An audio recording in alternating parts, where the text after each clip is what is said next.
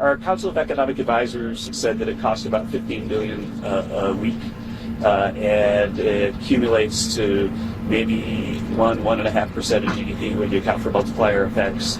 And their current estimate is that 60,000 Americans, not government workers, have lost their jobs because of the reduced economic output.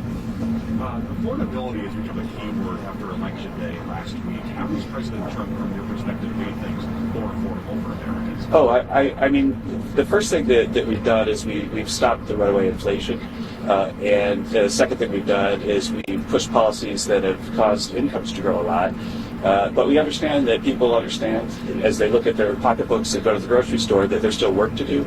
The way I summarize all the stats we look at is that real purchasing power for a typical worker dropped $3,400 under President Biden and has gone up $1,200 so far today. But Americans rightly are frustrated that they're still $2,000 short. And that's something that we're going to fix. We're going to fix it right away. Kevin, Swiss negotiators were coming to D.C. last night to talk to the White House about a trade deal. Do you expect there'll be an agreement there? I wasn't participating in that conversation last night, so I've not been read in yet. On the economic impact of the shutdown, you mentioned that it will impact the GDP, economy GDP number. What magnitude? Oh, yeah, it's about 1 to 1.5%. I think that at the beginning of the quarter, we were expecting a 3 to 4% GDP number in the fourth quarter, which would be consistent with the numbers over the last 2 quarters. And so now you're looking at something about half of that. Kevin, how realistic are these $2,000 tariff checks that the president wants to send to all Americans? Is that actually going to happen? Well, it's something that will require legislation. But if you look at how much tariff revenue has been coming in, then there would actually be enough room to cover those checks and not go into the rest of the budget. So yeah, there would be enough money to pay for the $2,000 checks. So are you actually actively working with Congress to try to make that happen? And we're actively studying the matter and getting the numbers straight so the president has all the choices he needs to decide what to do. Just to clarify, when can furloughed employees expect to get paid back? We expect that people who were actually brought back in as essential employees a couple days early so that the furloughed employees could get their checks as soon as possible.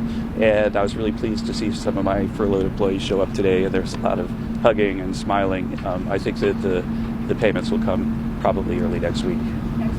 I think that's what maybe even before.